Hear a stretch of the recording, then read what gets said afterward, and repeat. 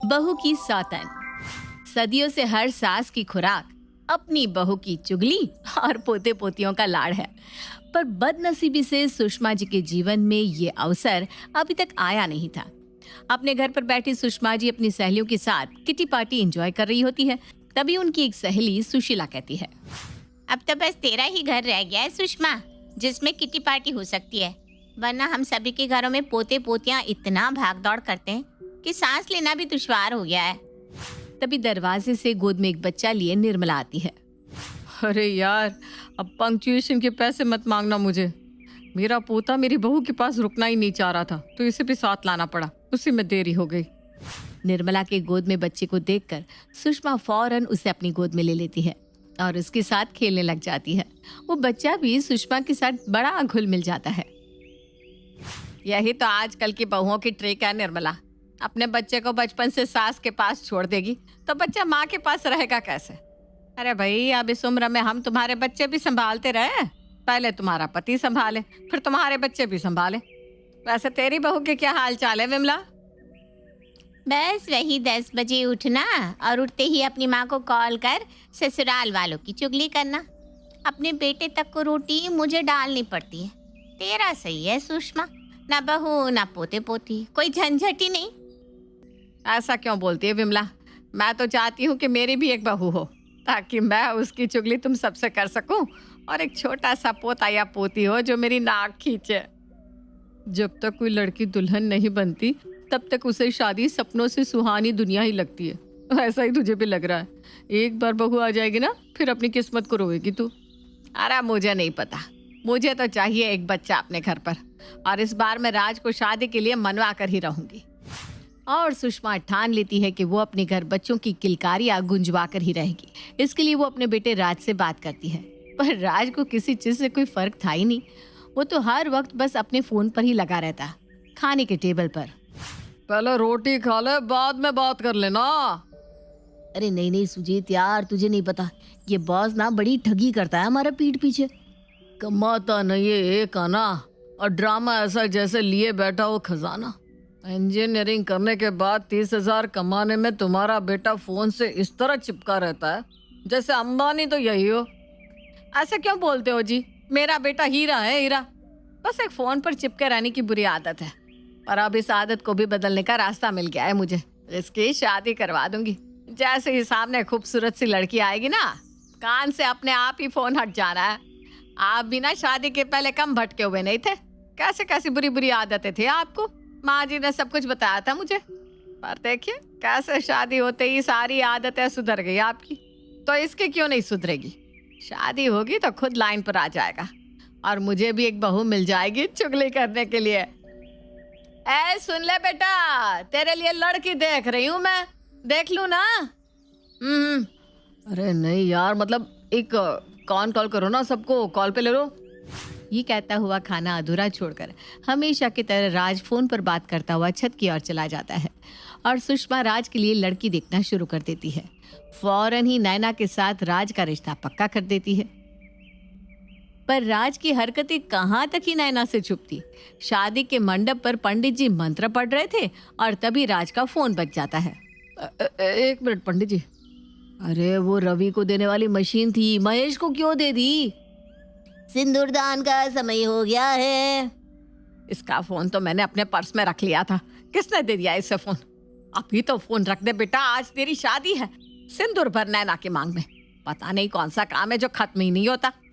और फोन पर बात करते करते राज गलती से पंडित जी को सिंदूर लगा देता है, और राज के फोन पर बात करने वाली बुरी आदत का राज नैना के सामने आ जाता है। बेड़ा गर्ग हो गया, सत्यानाश। रिश्ता होने तक तो तू अपने बेटे की इस बुरी आदत को छिपा लेती। अब कहीं नैना शादी के लिए मना ना कर दे। पर नैना शादी से पीछे नहीं हटती और अच्छी तरह से शादी संपन्न हो जाती है।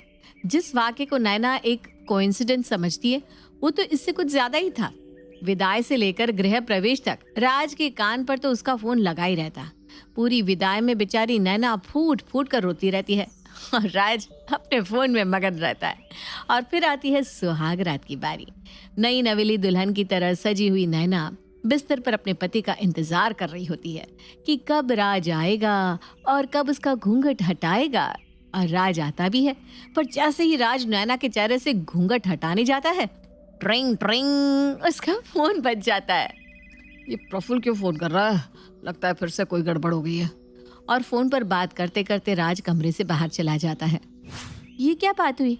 पहले फोन पर बात करते करते पंडित जी की मांग भर दी, मेरी विदाई पर इन्होंने मेरी तरफ एक बार भी देखा नहीं, और अब सुहाग रात में मुझे अकेला छोड़कर चले गए। कौन सा पति अपनी पत्नी के साथ ऐसा करता है? नैना फौरन अपनी सास के पास जाती है और उन्हें इस बारे में बताती है। क्या वो आज के दिन भी कमरे से बाहर निकल गया? ए भगवान, मुझे लगा था शादी के बाद इस लड़के की फोन में घुसे रहने की आदत में सुधार आ जाएगा, पर ये तो वैसा का वैसा ही रहा। ऐसे तो कैसे देखूंगी मैं पोते पोतियों का मुंह? उसके लिए इन्हें मेरा भी तो मुंह देखना पड़ेगा मम्मी जी, जो मुझे तो लग नहीं रहा कि ये देखेंगे। ये कहाँ फंस गई मैं? अगर मुझे पहले पता होता कि यहाँ मेरी साथ पहले से तैयार है तो मैं कभी इस रिश्ते में नहीं पड़ती। अरे कैसे ध्यान नहीं देगा तुझ पर? तू अपना जादू चला बेटा, सब कुछ छोड़ छाड़ कर तेरे पास आ जाएगा। पर सुबह 4 बजे तक राज फोन पर ही बात करता रहता है और 7 बजे ऑफिस निकल जाता है। नैना अपनी माँ को कॉल कर इस बारे में बताती है। क्या? मुझे तो मंडप पर ही कुछ गड़बड़ी लग रही थी, पर तूने कुछ कहा नहीं तो हमने भी जाने दिया। तू 2-4 दिन और देख ले बेटा। और हाँ, राज जी का फोन चेक करते रहना, कहीं कोई लड़की का चक्कर तो नहीं है।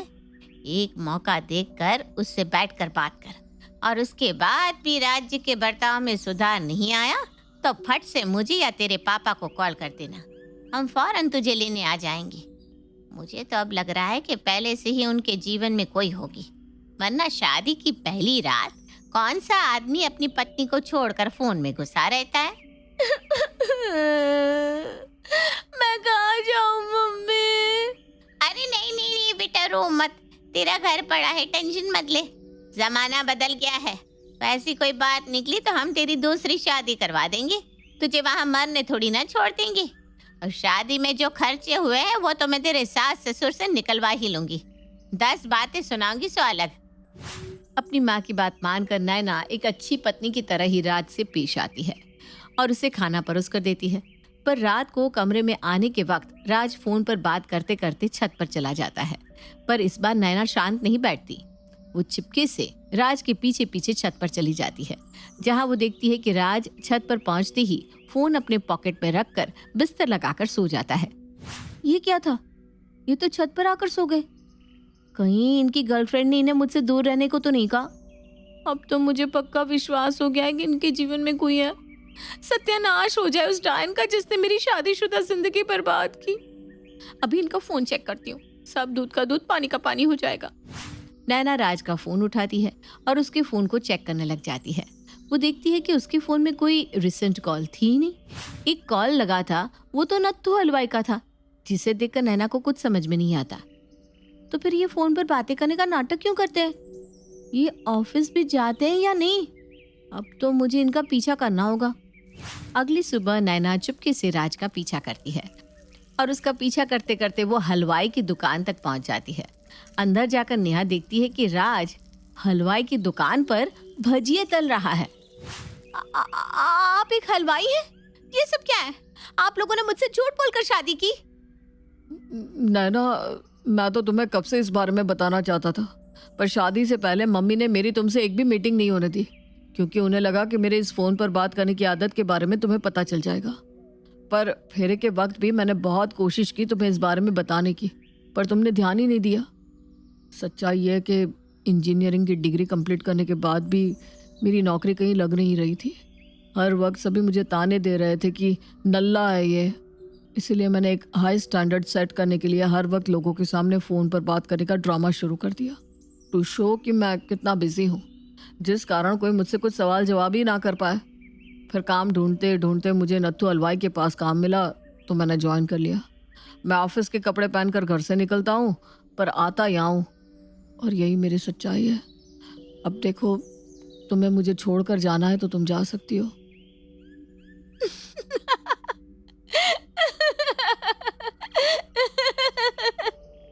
नैना जोर जोर से हंसने लगती है। माय गॉड, और मैंने न जाने क्या क्या सोच लिया। तुम्हें पता है राज, मुझे बड़ा शौक था कि मेरा पति घर संभाले और मैं काम करूं, पर मुझे लगा शादी के बाद मुझे काम करने मिले ना मिले, इसलिए मैंने ऑफिस ज्वाइन ही नहीं किया। पर तुम तो हलवाई की ट्रेनिंग भी ले चुके हो, तो क्यों ना अदला बदली की जाए, तुम किचन संभालो, मैं काम करूं।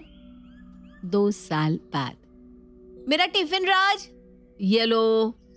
तो आराम से ऑफिस जा बहू, मेरे पोते के पास मैं हूं ना।